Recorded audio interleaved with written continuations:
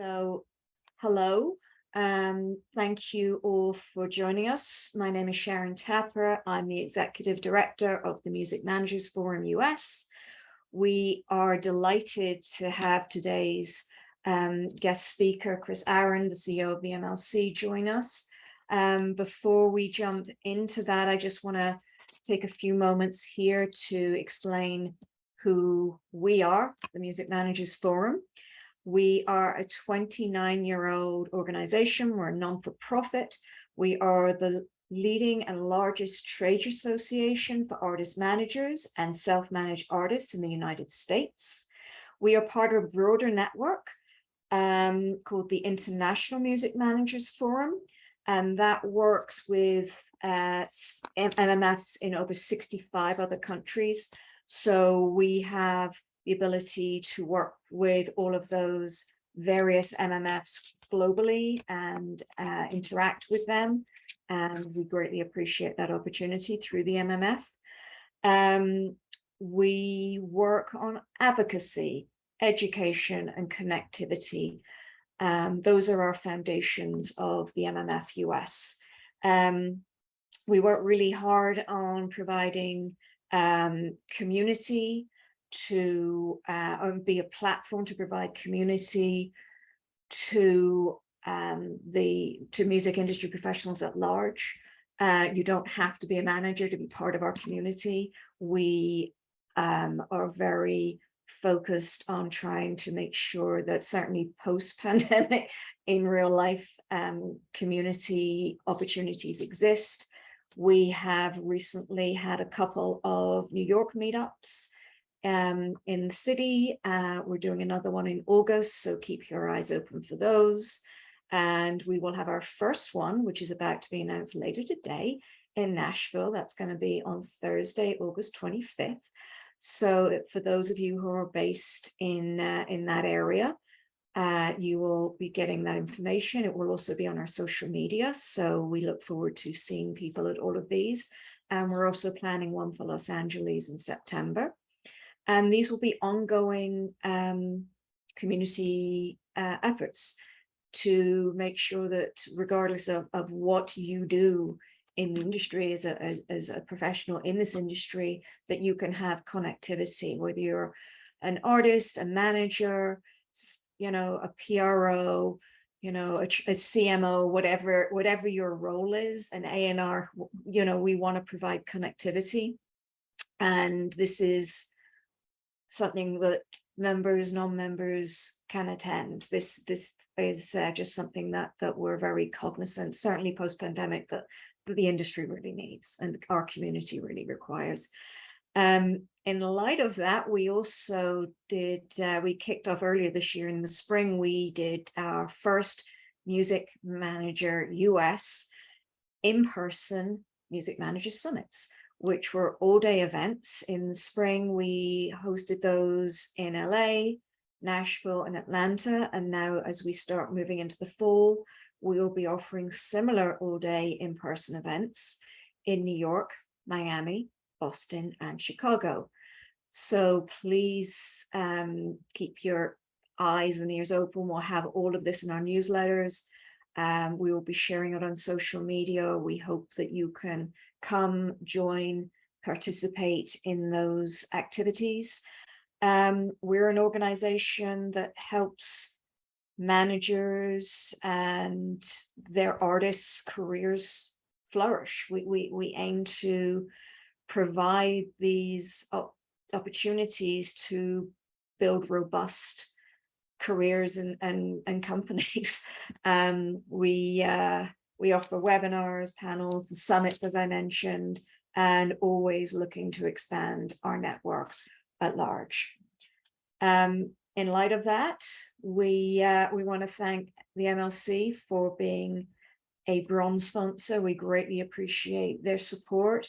Without our sponsors, we wouldn't be able to operate as an organization, and we greatly appreciate all that they do to help and support us. Chris Aaron is going to be talking with us and being our guest speaker today, and we greatly appreciate him and the MLC and the organization at large. Chris serves as the Chief Executive Officer for the MLC. He leads the organization's mission to ensure that songwriters, composers, lyricists, and music publishers receive their mechanical royalties from streaming and download services in the US accurately and on time. And he's going to go through some information with us now. So Chris, the floor is yours. Thank you. Sharon, thanks so much. I appreciate everything you've done to support us, and it's great for us to be able to return that favor and support MMF. I got to know MMF back when they did their Dissecting the Digital Dollar exercise a number of years ago, and was privileged to be a part of helping you dissect the dollar. And now I get to help pay out some of those dollars that have been dissected. So it's great to be here and kind of close that loop. Great to see so many of you here as well. As Sharon mentioned, as in if you have questions, please put them in the Q&A. If you want to just chat with each other or make snarky comments, do that in the chat, and I'll try to respond to all the questions and ignore the snarky comments. But seriously, it is great to be with all of you. For any of you, and I saw at least a couple of you who were attending the AIMP webinar earlier this week that I did, know that the content will be pretty similar, but some of the narrative will be tailored to this audience. So I will certainly not be offended if you drop off after 10 minutes, realizing that the general gist of what I'm sharing is what you already heard. If you want to hear it twice, then you've come to the right place. But with that, I've got a deck that I'll go through. It's got 5 sections, not too long. Covers some of the basics about the MLC to start, which I think is important, and hopefully will be helpful for some of you who may not be as familiar with what we do. I'll share some metrics about how we've been doing since we began operating last year. I will go over some of the key tools for members that we have built and launched. And even though you may not be a member, your clients, if they are members, can give you access to their accounts if you and they want, so that you can use these tools on their behalf. So hopefully the tools will encourage some of you to do that. We have, I've got an update on the historical unmatched, and then a few slides on how you can learn more. So with that, I'm going to go ahead, share my screen, and we'll just see if that is covering the full screen. Sharon, on your end? Yes, it is. Thank you. Okay. And again, Sharon, if you see questions while I'm going through the deck, please feel free to interject. I admit I cannot monitor the Q&A while monitoring the deck and narrating the deck, but if you see a question that's pressing, just jump in. And if not, we'll cover the questions that are left at the end. So the basics. This is a chart that we shared when we participated in some of the MMF road shows around the country. It's also available on our website. So if you go to the www.themlc.com, you can get a copy there and you can right click and save it. But the reason I start with this slide for this group is that as managers, one of the primary things that you are doing is making sure your clients make a living.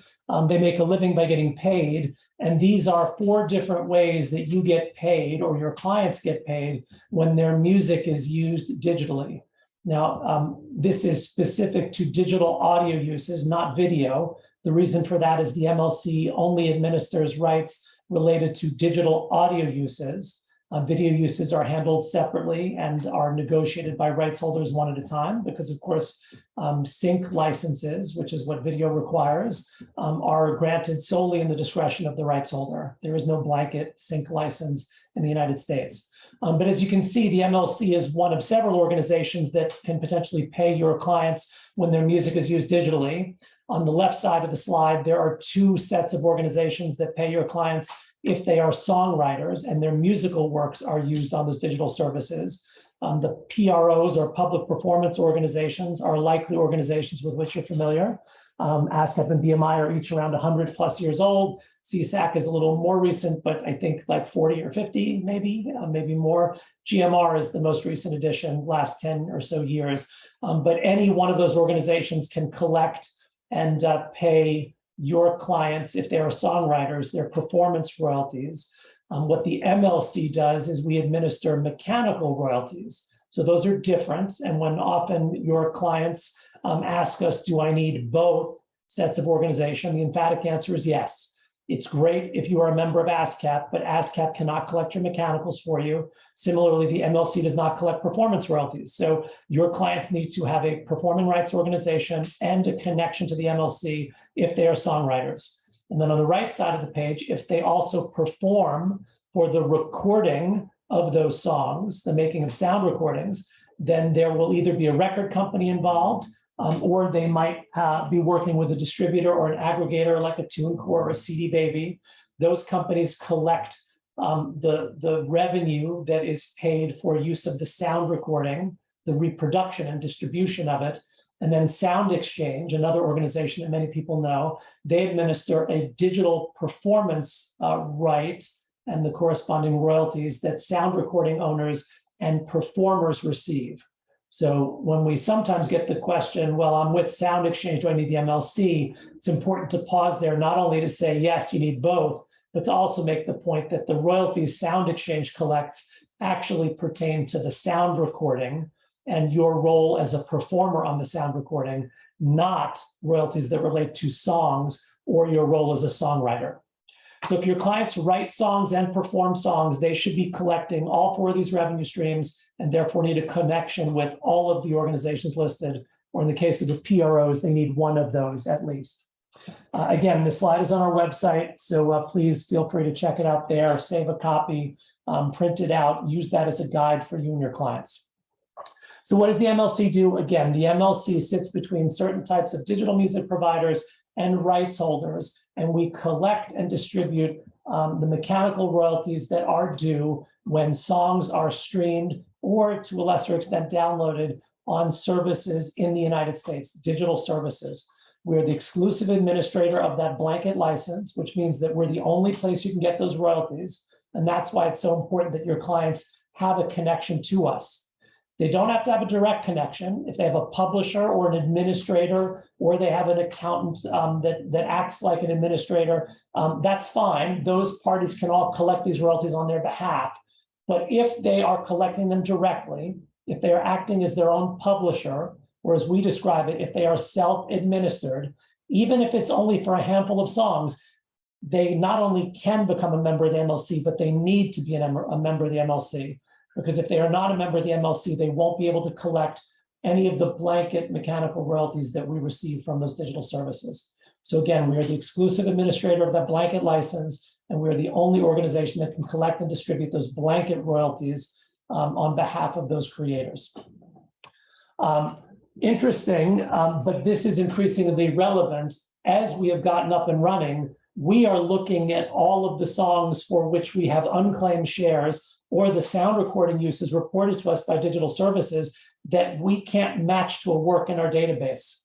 And where we see those and have a sense of who it is that might be entitled to receive those mechanicals, we're actually calling you. I have personally called lawyers and managers that I've known for years to say, hey, it's Chris, it's been a while. I think I may have money for one of your clients. Do you still represent so-and-so? So if you get a call from someone at the MLC, take that call, because there's a really good chance we're calling to say, we think we have money for your clients. And that's definitely a call you want to take. What it also means, though, is as a manager, it's so important to ask your clients that question, or to work with their business managers, whoever it is that helps you help them manage their money, to make sure they are getting paid. There are some incredibly successful writers that were not getting paid by the MLC, and that are still not getting paid by the MLC. And when we reached out, it was a surprise that they weren't getting that money. So don't assume that because your client is successful, they're getting paid, or that they are connected with the MLC. Ask the question and make sure they're getting that money, and we might call you to do the same. So those are the basics. The metrics. Since we began full operations last January and through our July distribution, which was just a couple of weeks ago, we've distributed more than $500 million in digital audio mechanical royalties. And that number does not include royalties that we have paid out because we have reprocessed the usage data from older periods by running it against the new data we received. So when you add that in, we probably distributed more than 600 million. And then because digital services can still operate under voluntary licenses that they enter into directly with rights holders, particularly big publishers, we also help match all of the uses covered by those voluntary licenses to the works in our database. And then we send back to the services the data that they need to pay the royalties under those voluntary licenses. Those voluntary licenses, were they being paid out at the statutory rate, would be worth an additional $109 million in royalties. So all told, between those two sources, whether it's money we directly distributed or money that we have, or data that we've given back to the DSPs to then pay out under their voluntaries, we have helped to process or distribute well over $700 million in mechanical royalties in 16 months of operations, or 16 months of distributions, a few more months of operations. All of those 16 monthly distributions have happened on time or early. So like clockwork, every month you will get paid, or your clients will get paid by the MLC. On the right, you'll see we now have more than 20,000 members. That number grows every month by anywhere from 500 to 800 members. We've added 13,000 new members since we launched last January.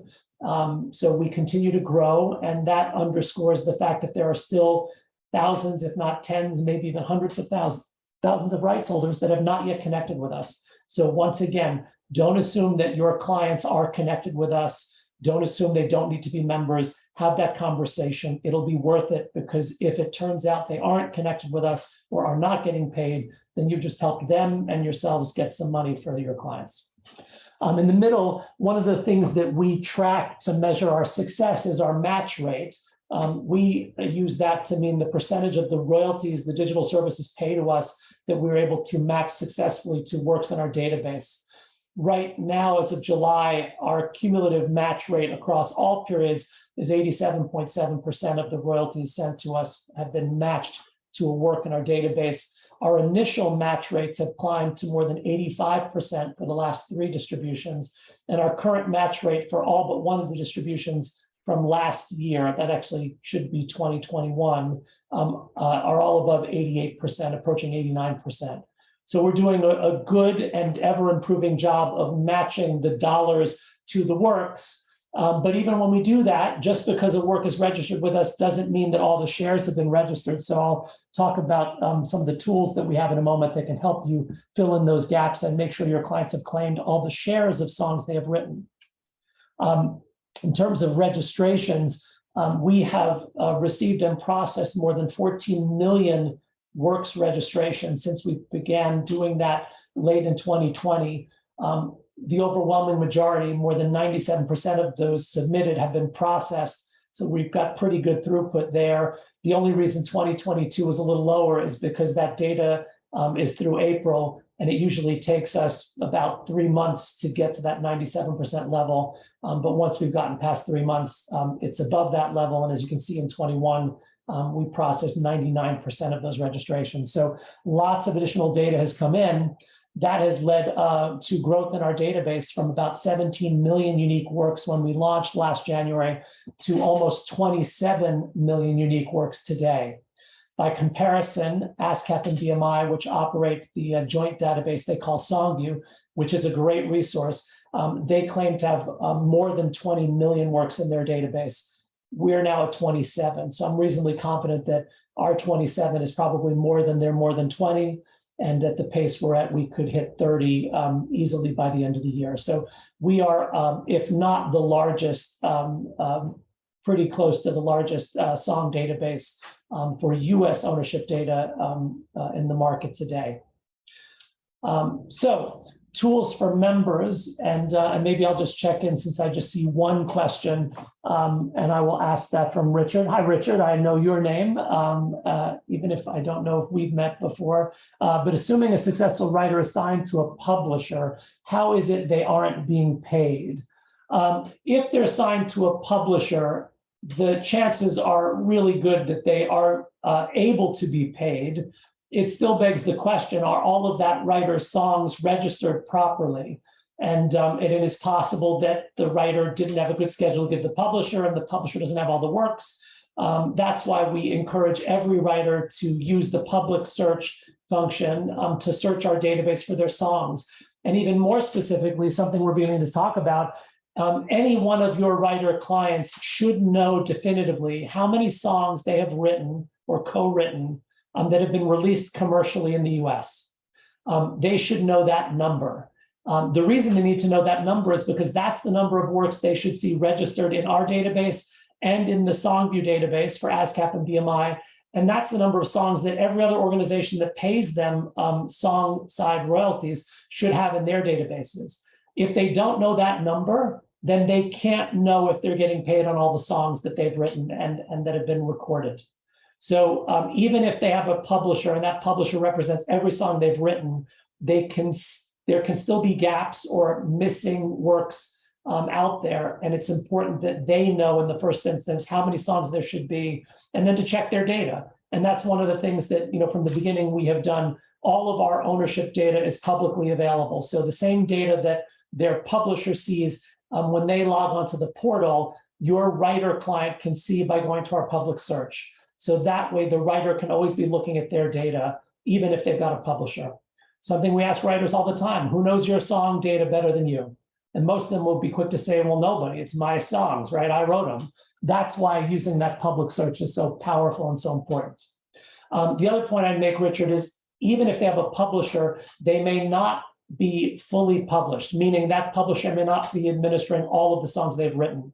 So whether they are self-published or published is not a binary question. And in fact, most successful writers have had multiple publishers or administrators during their career, and they have had gaps between those publishers where they may have written songs that didn't get picked up by their next publisher or the next administrator. So again, it's important to make sure that they know all the songs that they have written that are in the market, and then make sure that all of those songs are represented. And even if only a few are not represented, they can become a member and self-publish those handful of songs, at least until they want to fold them into their next publishing deal or an existing deal. So great question there. And I will go back to the deck. And Sharon, I'll let you or one of your colleagues go ahead and click that question as answered, so I don't spend more time doing that. Tools for members. First one is the most important one. How do you become a member? If you determine with your client that they need to be a member of the MLC, even if it's only for a handful of works, they can go to our website, click on that blue button on the top right side of the screen. It says Connect to Collect, and they can begin the membership process right then and there. The whole process can be completed online, but if they have any questions, our support team is available 12 hours a day. I'll say that again, 12 hours a day, 5 days a week. They can speak with a real human being, or they can send us an email, or they can chat with us once they become a member. But at least at this stage, it would be email or phone, and we're here to help. Other fun facts, because of the way the MMA was written, the law that created the MLC, we are the only collective management organization of our kind in the world whose operating costs are paid for fully by digital services. Every other organization like us, whether it be the PROs or Sound Exchange or any of the foreign societies, they all cover their operating costs by deducting an administration fee from the royalties they collect. And what that means effectively is that every one of their clients, your clients, receive something less than 100% of the royalties they're due, because they contribute toward those operating costs by the deduction of that admin fee. MLC doesn't take an admin fee at all. So 100% of the royalties we receive ultimately get distributed to your clients, assuming they have signed up and their works are registered properly. The claiming tool. So I mentioned before that just because one writer has registered a song in our database and we're able to match the uses of that song on sound recordings to that registration, that doesn't mean we're paying out all the money. What we see frequently is that not every writer has registered their share or claimed their share of the work. So our claiming tool allows you or your clients to search all of the works that have been registered in our database by title or by their writer name or a couple of other criteria, to then see if there are works that they haven't registered. Now, if they're a member, what that result will show is what share have they claimed through their membership, and then what shares have been claimed in total. So in this example, this song called Song and Dance, if we were searching in your client's member portal account, this would tell them that they have not registered any shares for this work. Your claim share is 0%. Total claim shares are only 33 1/3.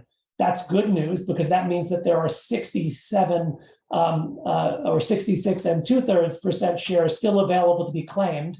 And from this screen, your client can then claim the missing share and get it registered directly. If your client was published, their publisher can use the exact same tool to do the exact same thing.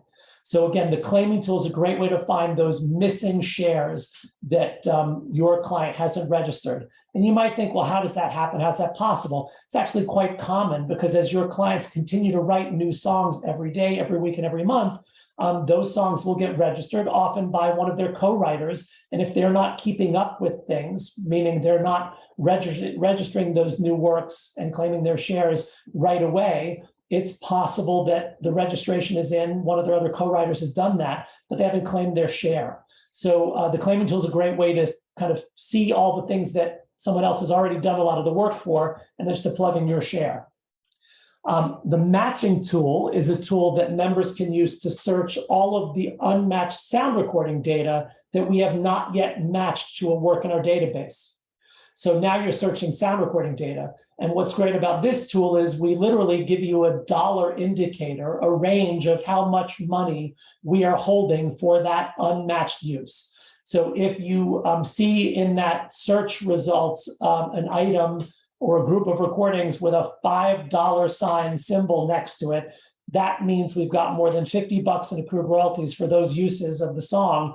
And if your client wrote that song, they can propose a match in their member account. We review that. If it looks good, we approve it. And within a couple of months, those royalties or their share of those royalties can be paid out to them. So using the matching tool is literally searching the money that we haven't been able to connect. Now, two key things to note. You can only propose matches for songs that you've registered. So again, if your client has self-administered 10 songs, but their publisher has another 100, they can't propose matches to the songs their publisher controls. But they can still see those songs and see that there is, or those sound recording uses of their songs. And they can then say to their publisher, hey, I was doing some searches and there's some stuff there for my song, whatever, that you're missing. So they can still be partners. And for the stuff that they do self-administer, they can propose that match. If they haven't registered the song, though, you can't propose a match to nothing. So that's when you have to go back and register the work first in order to then propose the match. So each of these three tools, the ability to register works, the claiming tool, and the matching tool, they all work together and they help you or your client get different views of our data to ultimately fill in those gaps, make sure they're getting paid on everything that they're due. Last tool, and this is a recent launch this month, but it's a really exciting one. Once your client starts setting up works in their account that they self-administer, they can export at any time all the data we have for those works into an Excel spreadsheet. There are two different formats for that spreadsheet that we provide. And once you select the format and you click download, we send an email to you within 30 seconds with that Excel report. So on demand, you can get an Excel file of all the data for the works that are in your client's catalog. If your client has a large catalog and they only want to see some works, they can download some of the works. My apologies, that's a thunderstorm warning going off on one of my devices. If any of you are in Nashville, we've got some weather coming our way. So this catalog export feature is a really powerful function for you to access the data that we have for your client in their member account, essentially the data that they've helped to compile, so they can take that data and do whatever they want with it. They can keep their own record of it. They can use it to submit information to other organizations that pay them. It's their data and it's theirs now on demand in Excel whenever they want. If they work with a publisher, their publisher can now do the same thing. So they can go to their publisher and say, hey, I'd love to see all the songs that you have registered for me.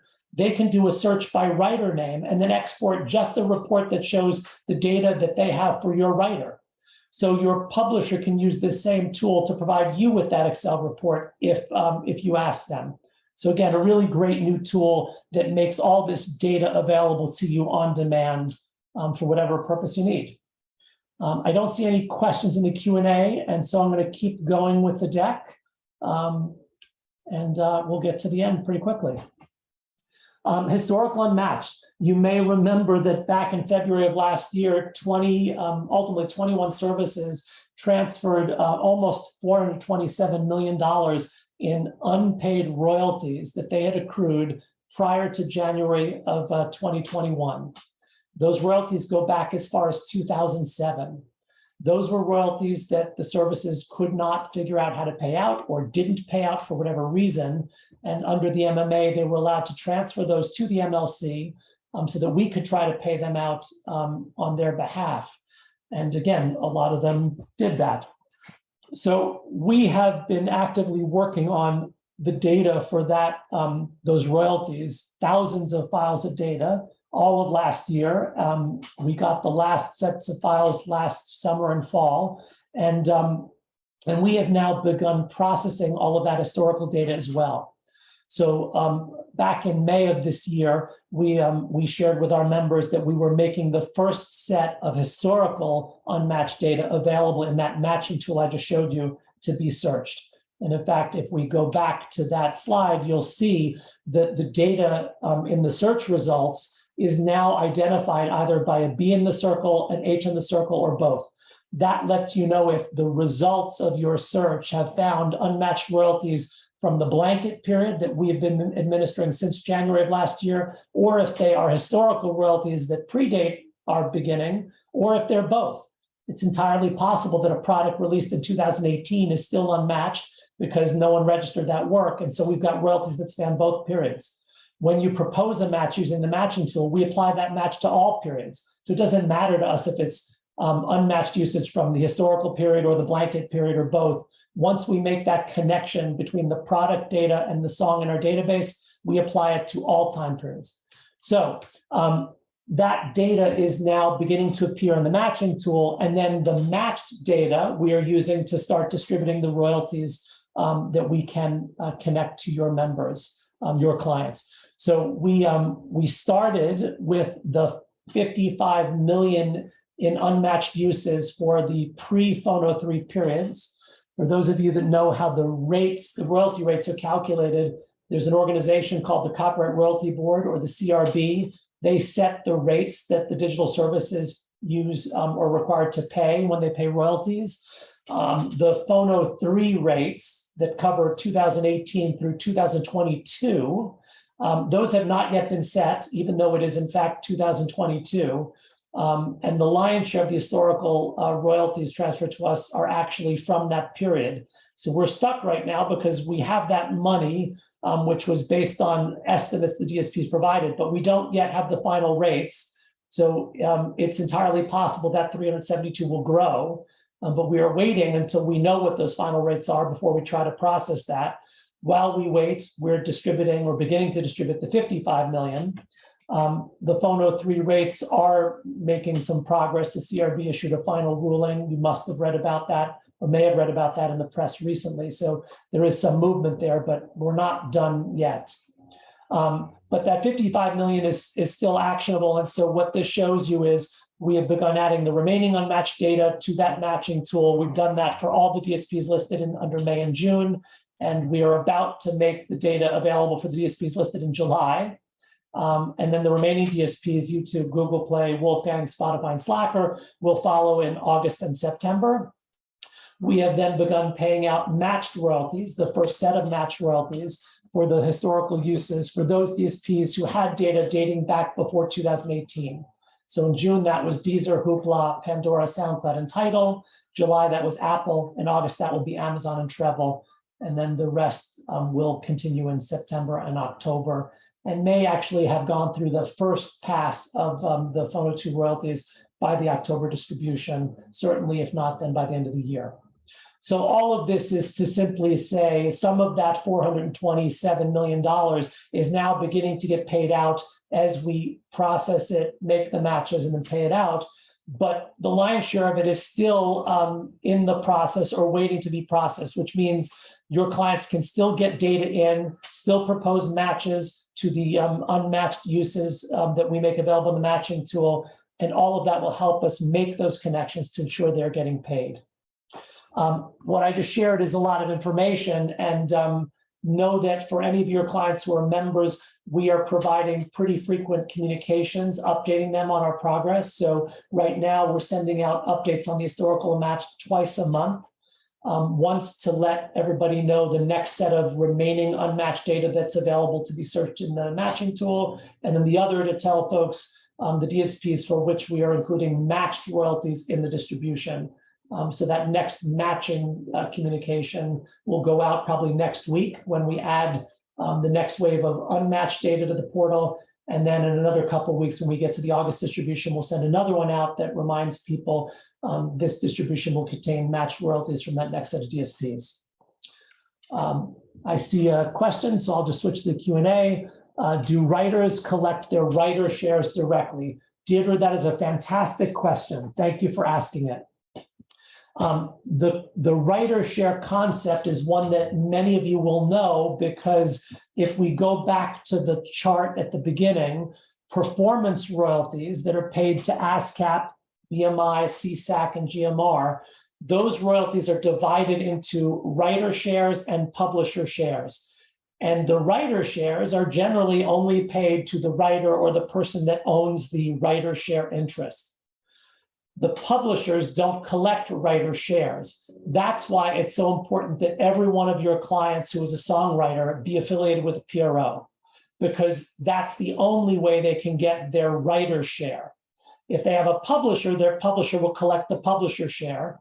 If they are self-published, then they can collect both from the PRO.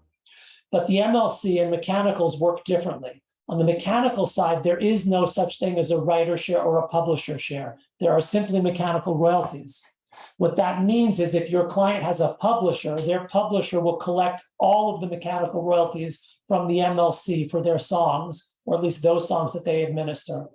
And they will then pay them whatever percentage of those mechanicals their publishing deal requires. So if your client has a publisher, there is no writer share to collect from the MLC. Conversely, if your writer client is self-published or self-administered, they collect all the money from us, and there is no writer share or publisher share. They just collect all of the mechanicals that they're entitled to. So no writer share on the MLC side, only on the performance side. Anonymous, have you guys received feedback that having different claiming tools is confusing? Yes. Is there a possibility to combine them? No, because again, the reason why we have a claiming tool and a matching tool is that you're actually searching different sets of data.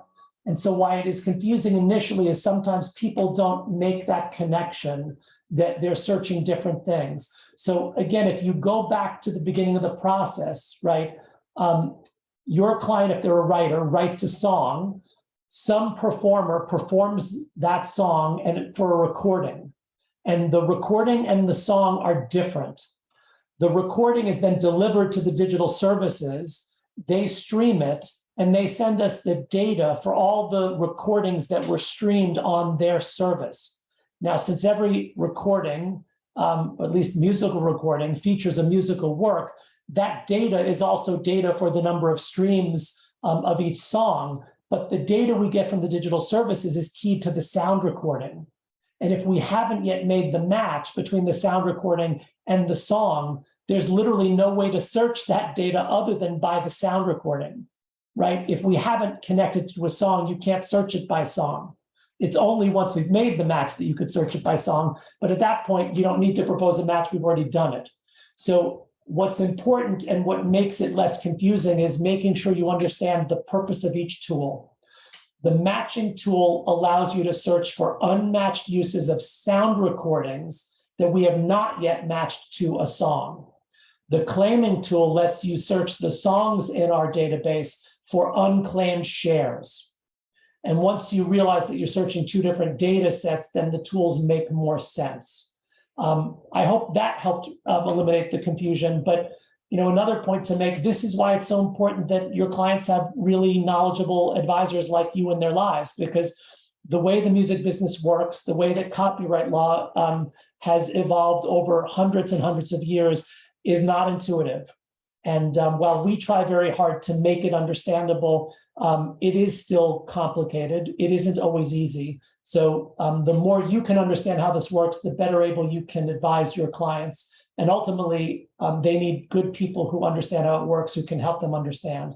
Our goal is to help all of you understand so that they're great clients, right? Because if they know how this all works, then they'll be much better partners with you.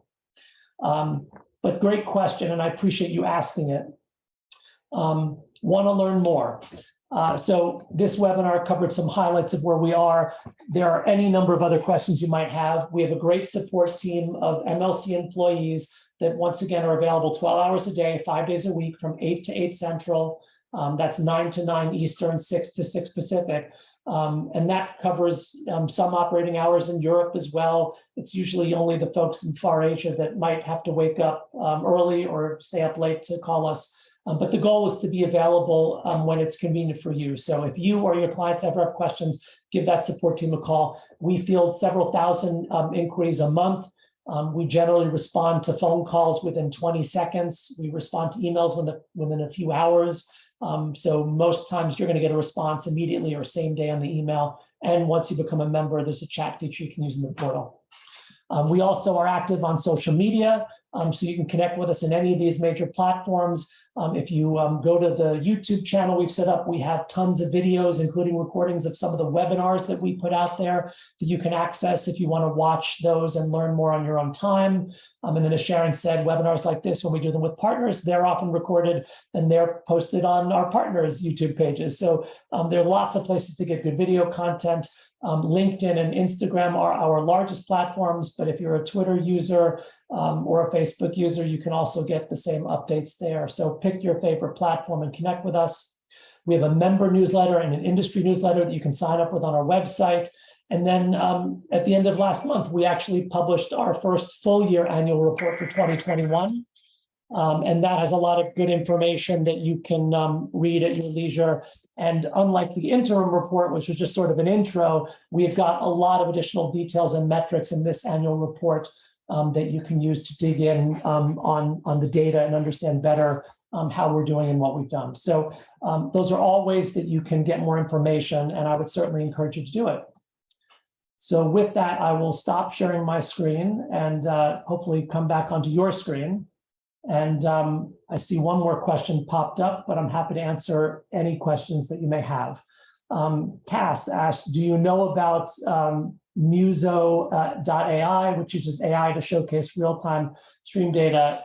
Yes, I do know of them, and I'm very generally familiar with that. We certainly use quite a bit of sophisticated technology behind the scenes to do some of the work we do, including some AI type functionality.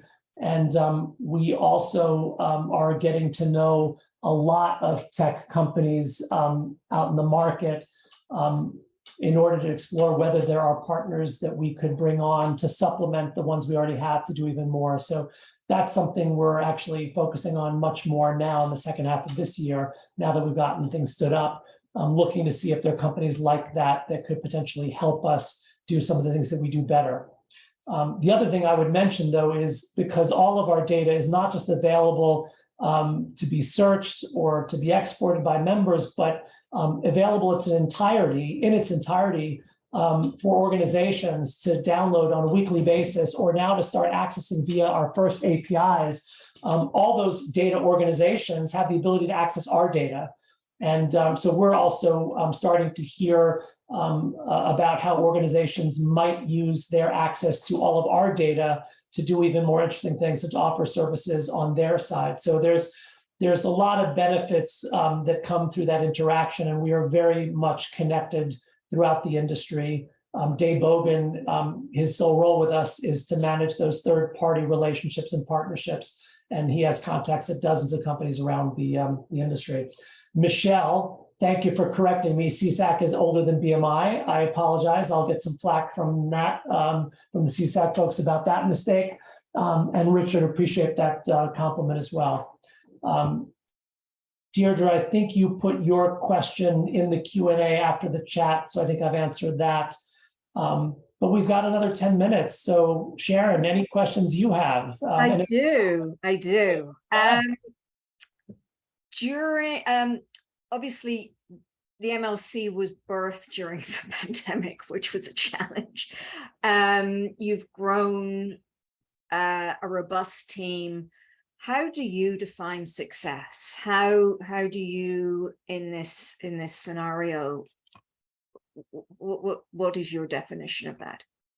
Sure. I mean, one of the things we talk about internally all the time, and not to be cute, but we define success one member at a time.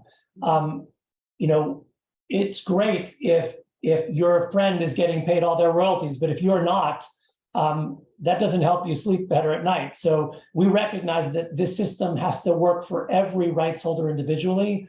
And sometimes when you have, you know, summary metrics, like our match rates, right? The match rates are another way that we measure success. And it's great, certainly, that our match rates have improved steadily and continue to improve, and we look to improve them. But the bottom line is, if we're matching 80% of the dollars, that means 13% of the dollars are not getting matched.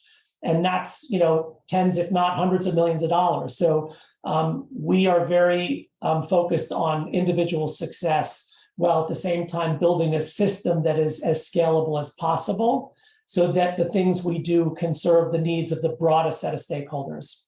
So those are two answers, but certainly happy to kind of talk more about that if you have other follow-up questions, Sharon. Yeah. How has your outreach efforts been influenced by your commitment as an organization to diversity? Yeah, great question. You know, diversity is a tagline now that lots of organizations use. And I don't say that to suggest that it isn't sincere, but for us, diversity meant two very specific things from the very beginning. The first was, like many companies, recognizing that we needed to build a diverse organization, and not just diverse in terms of personal characteristics, but diverse in terms of prior experience. So, you know, while some of us, myself included, have spent most of our careers working at larger companies, we also have people on our team who work for smaller companies. We have people who have worked in Europe as opposed to the US. And again, we represent rights holders around the world. So we're not just paying people out who are based in the US. We pay royalties based on use in the US, but we pay royalties out to people around the world. We have people like Day who have spent the bulk of their career in the independent sector, primarily working with independent creators. And that's a really important perspective, because the world for independent creators often looks very different than it does for those who are affiliated with major publishers. And then, of course, you know, there's all the kind of sizes and scopes in between. So we think about diversity from the perspective of the diversity of the people we serve.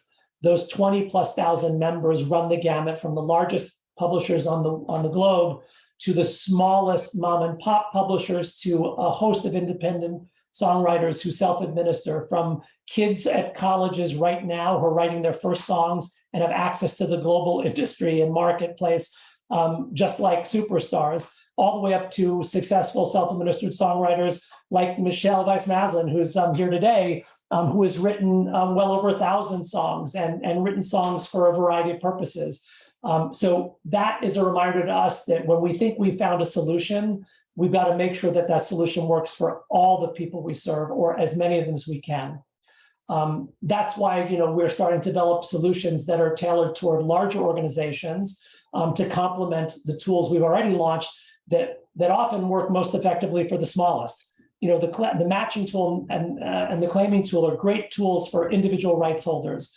But if you are a publisher who has a catalog of 1 million works, you can't realistically use the matching tool to look for all 1 million of the works and the uses that may not be matched. So diversity is the way that we remind ourselves that we've got to tailor the work we do to all of those audiences. And then, of course, from an outreach perspective, right, we're here today talking with you because we know that music managers have a voice in the roles of their careers. And we might not reach some of your clients directly, but if we're here talking to you, we'll reach you. And we talk to all the publishing organizations, all the songwriter organizations. We have partnered with the Recording Academy and done things with their songwriter wing. We go to now all the industry events. So, you know, everywhere we can, we're trying to find different ways to connect to people, knowing that that will help us reach more and more people. We don't just think we could go to South by Southwest and call it a day. Do you also offer your information in different languages? Because obviously, you know, a lot people here are generally speaking English, but you know, there's a big population who this isn't their first language. If somebody needs information in different languages, is that available? If they call into your support line, are people who speak different languages available there as well? Yes. So we have a partner with our support team that allows us to bring into any support call a third person who speaks any number of, I think, dozens of languages. So if you call our support team and you're able to communicate that you would prefer to speak in another language and you can tell us what that language is, we can bring that third person in who speaks that language to help translate.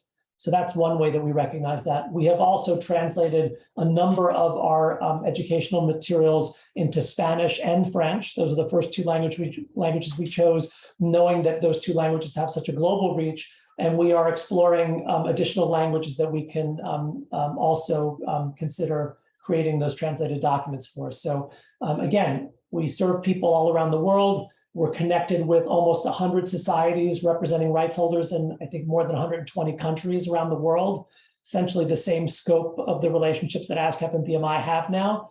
And we recognize that not all of them are going to want to call us and speak English or read something in English. And so those are the steps we've taken so far. What's next for the MLC? Where do you see this progressing? I mean, you've done such an amazing job so far. Where do you see the next steps being? Well, I appreciate that. There is much more that we hope to do and can do.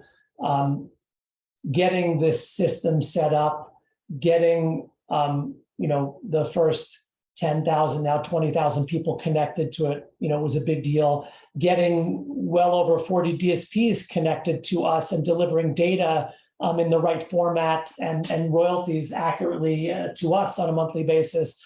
All that took a lot of effort, but now that we're doing it, we are going back and we are enhancing the tools that we have launched. So for example, we've already made some enhancements on the member side to the catalog view. That catalog export was a new feature that we added. We are in the process of reworking the matching tool, and in particular the match history, to make it easier for people to track what they have matched so that they don't get lost in the tool. And then we're looking at new tools that we can build.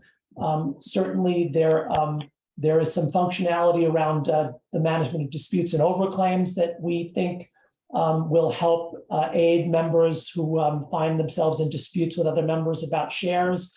There is a whole set of ideas we have around how we can streamline the transfer process, seeing now that many writers are not signing up to long-term deals, or when those deals expire, they are transferring their rights more quickly or selling their rights. We want to make it really easy for people to assign rights from one to the other. And there's a lot more we can do there. So, what I get excited about, and I think our team gets excited about, is that, while we've done a ton of work to get this far, the stuff that we consider the fun stuff is now in front of us. And we're just beginning to do that, because the goal wasn't to simply, recreate a system that works reasonably well. It was to make the system better and better and better. And now that it's up and running, and it's running relatively smoothly, we can really lean in and make it better. And I think there are lots and lots of ways that we'll be able to do that. And getting back to Richard's comment, or maybe it was the other comment about the tools being confusing, you will help us by giving us feedback and engaging with us. So we don't ever assume that what we've done is great because we've done it. And in fact, the catalog or the portal enhancements that we've been working on this summer, we came up with those in part by surveying all of our members and asking them, what do you want to see next? And that catalog export function was one of the most popular things in that survey. Our members, your clients said, that's what we want. So we built it. And in that way, we can build the things that you tell us will help you manage your data, your client's business, at least in the mechanical space, more effectively. And because this is all we do, we can keep doing that, every month for as long as we operate. So lots in front of us. And of course, some of it I've given you a hint of today, like the historical unmatched. Right. Well, thank you so very much for being so generous with your time. Thank you to you, your team, for supporting our efforts and our work. I can't thank you enough for letting us have this this time with you. As I mentioned, this will be appearing on our YouTube channel. So, you know, we want to thank all of those who attended and participated, and thank you for your questions and for being here. But know that anything you need to find, well, it's on the MLC website. There's a ton of materials there. Use them, engage with their team, but also know that this will be available within the space of a couple of weeks for you to come back and rewatch and refamiliarize yourself with. So thank you again. Please follow us, like us, subscribe on all of our social media platforms, sign up for our newsletter on our website. Again, thank you all for watching us. We'll see you next time. And for those, and Chris, and for those of you in Nashville, good luck with that weather. We hope it does not adversely affect your life. Just a little shower. Okay, good. Let's keep it that way. Thank you so much. Yep. Take care. Thank you. Bye.